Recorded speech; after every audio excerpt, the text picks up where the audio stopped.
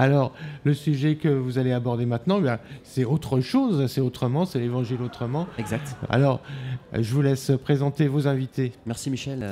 Donc bienvenue à celles et ceux qui nous rejoignent, effectivement, en direct de Strasbourg, place Gutenberg, à l'occasion de Protestants en fête. Et j'ai le plaisir d'accueillir, on va commencer par les dames, Damaris Nussbäumer, bienvenue derrière ce micro. Et bienvenue à Jean-Jacques Ditsch. Bienvenue monsieur.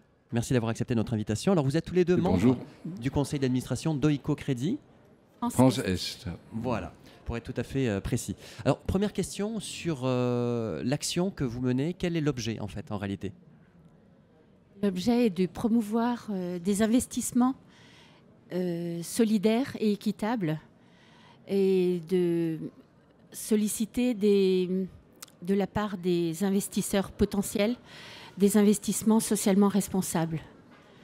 Donc, nous travaillons avec une coopérative internationale qui se trouve à Amersfoort, aux Pays-Bas, qui a été créée il y a 42 ans, en 1975.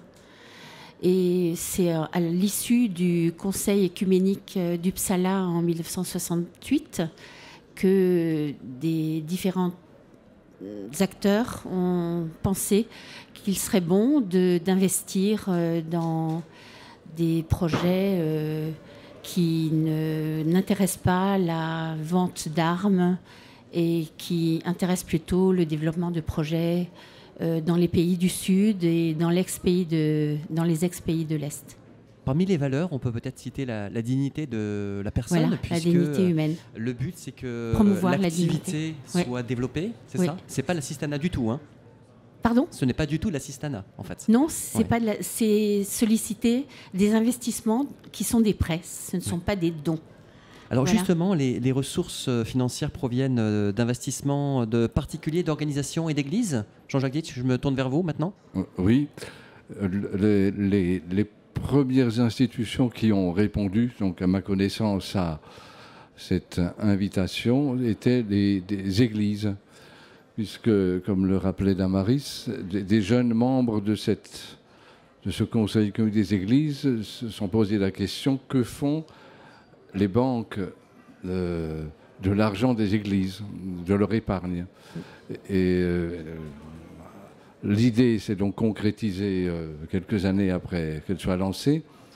Et donc les premiers investisseurs ont été des communautés, des églises, membres du Conseil œcuménique, beaucoup d'églises européennes. Voilà, premiers investisseurs. Et puis après, la proposition a été faite aussi aux membres individuels. Donc à l'époque, chaque paroissien, entre guillemets, enfin, en tout cas, c'est donc, je me souviens, pouvait proposer pour une petite somme à investir, une toute petite, mais tout était accueilli pour des petits et aujourd'hui grands projets.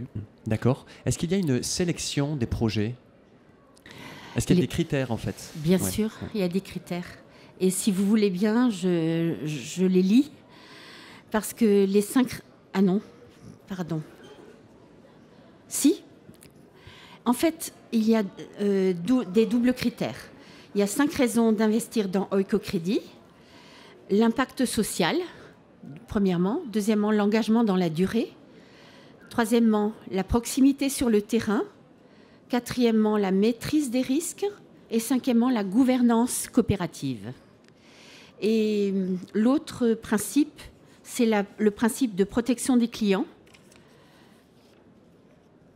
Il y en a 7. Le développement des produits et la distribution appropriée. La prévention du surendettement. La transparence, la tarification responsable. Le traitement respectueux et équitable des clients. La confidentialité des données des clients et septièmement, le mécanisme de résolution des plaintes. D'accord, donc tout ça est bien encadré, bien pensé. Voilà. C'est du sérieux, hein? Oui, pour éviter que ces investissements ne servent à des blanchiments d'argent et ça passe par c'est la question que je voulais vous poser. L'autorité de tutelle. Voilà, au niveau de la supervision, de l'accompagnement. Donc ces projets sont suivis en fait pour être pérennisés, pour s'assurer que l'argent va bien là où il doit aller. En fait, ils viennent de la base et il y a des directeurs régionaux partout dans le monde, vous devez le savoir. Et il s'assiste de directeurs financiers, directeurs juridiques et de techniciens qui étudient la faisabilité des projets.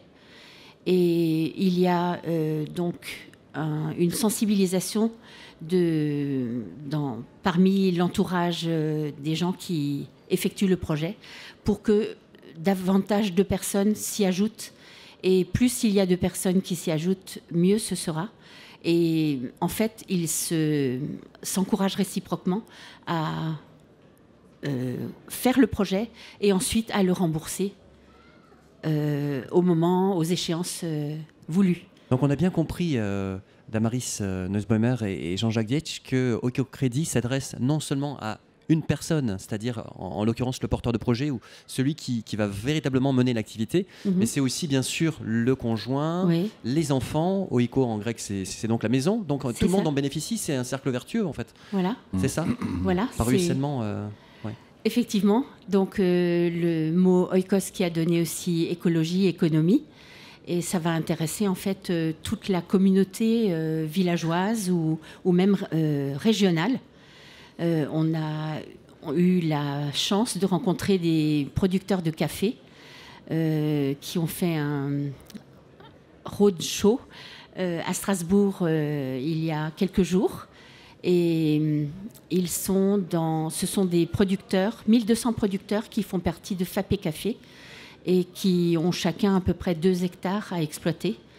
On récolte le café pendant 5 mois et ensuite il est distribué. Et ils travaillent avec la marque Éthicable.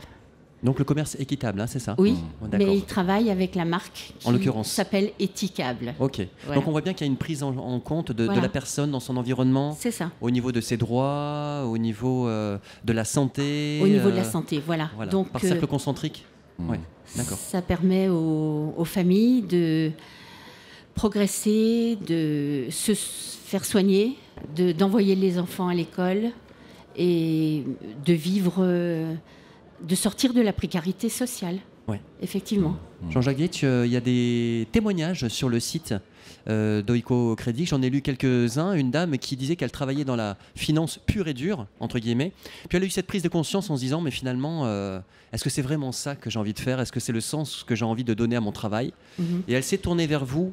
On peut lire son témoignage sur le site. Donc voilà, c'est un exemple parmi d'autres. Hein, mais enfin, il y en a un certain nombre comme ça qui montrent qu'il y a un avant, un après, il y a une prise de conscience et se dire que finalement, l'argent qu'on gagne, on ne le gagne pas que pour soi, bien sûr, pour satisfaire ses besoins, mais on peut aussi faire circuler une économie virtueuse.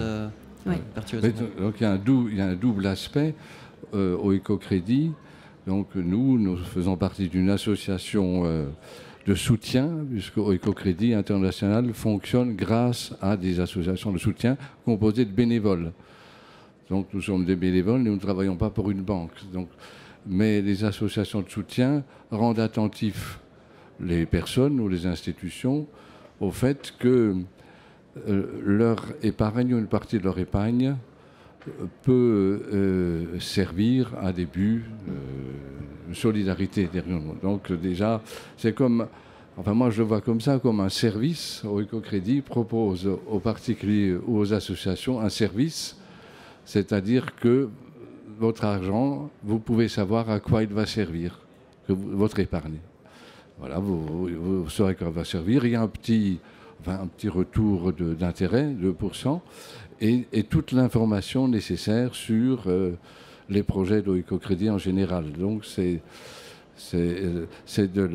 on prête de l'argent pour le prêter ailleurs, pour faire redémarrer une vie, parce que les personnes qui empruntent, ou les personnes ou les coopératives sont souvent pleines d'énergie et de projets, et il manque parfois un appui financier.